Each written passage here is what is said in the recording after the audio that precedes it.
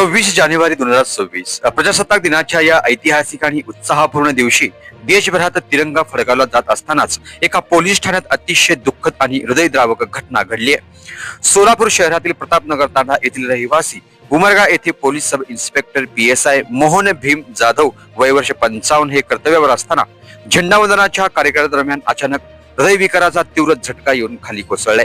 सकाळच्या सुमारास उमरगा पोलीस ठाण्यात जिथे त्यांचे नुकतेच प्रमोशन झालं होतं, सर्व पोलीस जवान आणि अधिकारी एकत्र येऊन राष्ट्रध्वजाला सलामी देत होते। याच वेळी जाधव साहेबांना जोरदार छातीत दुखापत झाली आणि ते जमिनीवर पडले। सहकार्याने तात्काळ त्यांना उचलून मदत करण्याचा प्रयत्न केला, रुग्णालयात नेण्याची व्यवस्था केली, पण दुर्दैवाने उपचारापूर्वी त्यांचा मृत्यू झालाय। नुकतेच 2-3 महिन्यापूर्वी उमरगा येथे पदोन्नती मिळालेल्या या समर्पित अधिकाऱ्याने देशसेवेत असतानाच आपले प्राण पणाला लावले आहे।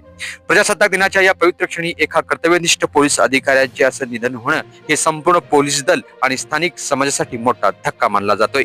प्रतापनगर तांडा, उमरगा आणि परिसरातील नागरिकांमध्ये या घटनेची हळहळ व्यक्त होत आहे। अनेकांनी सोशल मीडियावर आणि स्थानिक पातळीवर शोक व्यक्त केलाय। या दुःखद प्रसंगी आम्ही PSI मोहन भीम जाधव यांच्या आत्म्याला शांती मिळावी अशी प्रार्थना सोलापुरी कट्टा न्यूज चॅनलच्या वतीने करत आहोत।